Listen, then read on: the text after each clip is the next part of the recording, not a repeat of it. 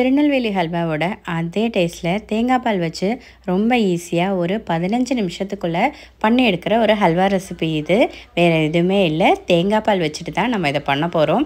இதுக்கு வெறும் 3 ஜாமான் மட்டும் போதும். இதோட டெக்ஸ்சர் பார்த்திங்கன்னா அவ்வளோ சாஃப்டாகவும் ஸ்மூத்தாகவும் ரொம்ப டேஸ்ட்டாகவும் இருக்கும். நம்ம திருநெல்வேலி ஹல்வா சாப்பிட்டா எந்த அளவுக்கு ஒரு திருப்தி கிடைக்குமோ அதே மாதிரி இருக்கும். வாங்க இப்போ எப்படி பண்ணலான்னு பார்க்கலாம்.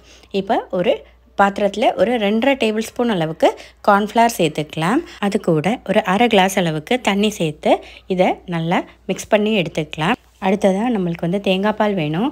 தேங்காய் பால் ஒரு அரை மூடி தேங்காய் எடுத்திருக்கேன். அதை தண்ணி கூட சேர்த்து ஒரு 250 ml கிட்ட தேங்காய் பால் எடுத்து வச்சாச்சு.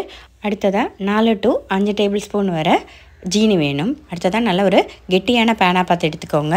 அதில் இப்போ ஒரு 2 to 3 டீஸ்பூன் அளவுக்கு நெய் சேர்த்துக்கலாம். அடுத்ததாக நம்மக்கிட்ட எந்த நட்ஸ் இருக்கோ அந்த நட்ஸை சேர்த்துக்கலாம். நான் இப்போ இங்கே கொஞ்சம் பதாமும் கொஞ்சம் முந்திரியும் சேர்க்க போகிறேன்.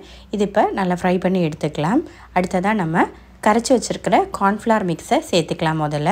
அடுத்ததாக ஜீனி சேர்த்துக்கோங்க. ஜீனி நான் இங்கே ஒரு 4 to 5 டேபிள் ஸ்பூன் வரை போட்டிருக்கேன். நீங்கள் உங்களுக்கு எந்த அளவுக்கு இனிப்பு தன்மை வேணுமோ அந்த மாதிரி பார்த்து சேர்த்துக்கோங்க. அடுத்ததாக நம்ம தேங்காய் பால் ஆட் பண்ணிக்கலாம். தேங்காய் பால் ஒரு 250 ml கிட்ட இருக்குது. இப்போ இது எல்லாத்தையுமே நல்லா மிக்ஸ் பண்ணி விட்டுக்கோங்க. இதில் நம்ம கார்ன்ஃப்ளவர் சேர்த்துக்கிறதுனால சீக்கிரமாகவே உங்களுக்கு இந்த மாதிரி கட்டியாகி வந்துடும். அதனால் ரொம்ப நேரம்லாம் எடுக்காது. இப்போ கொஞ்சம் கொஞ்சமாக நெய்யை ஆட் பண்ணிக்கிட்டே இருக்கலாம்.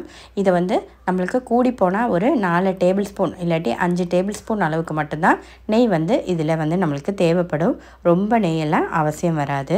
ஹல்வா நல்லா இந்த பேன்லேருந்து உங்களுக்கு விட்டு வரணும். நம்ம திருநெல்வேலி ஹல்வா பண்ணுற மாதிரி தான். ஆனால் அது நம்மளுக்கு ஒரு 3/4 மணி நேரமாச்சும் எடுக்கும்.